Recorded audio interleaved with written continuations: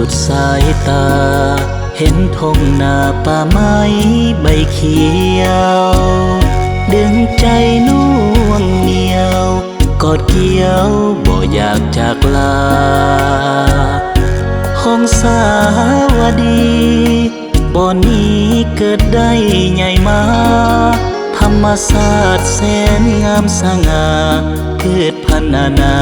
อุดมสมบูรณ์ใช้เวลา5 นาทีทบทวนความหลังนั่งอยู่แคมป์ฟัง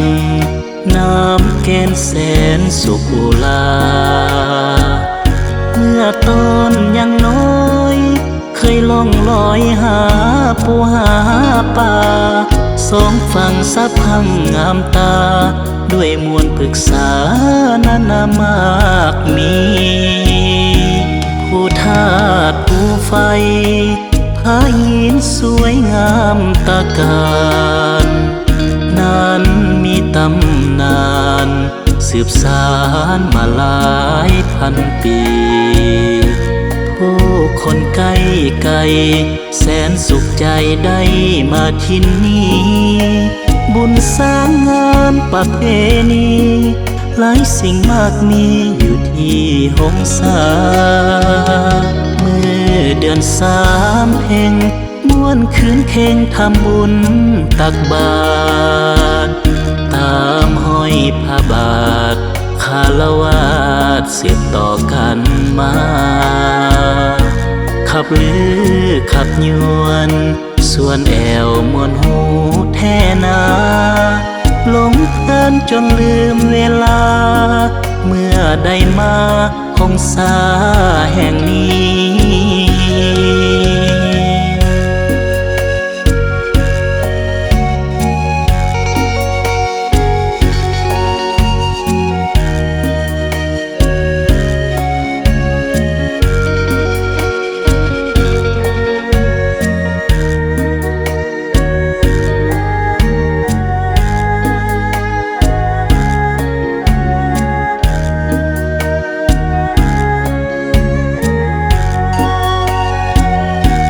ผู้ทาสผู้ไฟ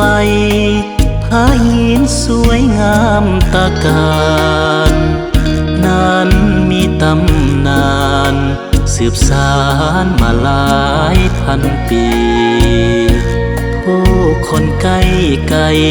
แสนสุขใจได้มาที่นี่บุญสร้างงานประเพณีหลายสิ่งมากมีอยู่ที่หงสาเมื่อเดือน3เพ็งม่วนคืนเข่งทำบุญตักบาตรตามห้อยพระบาทคารวะสืบต่อกันมาขับลือขับยวน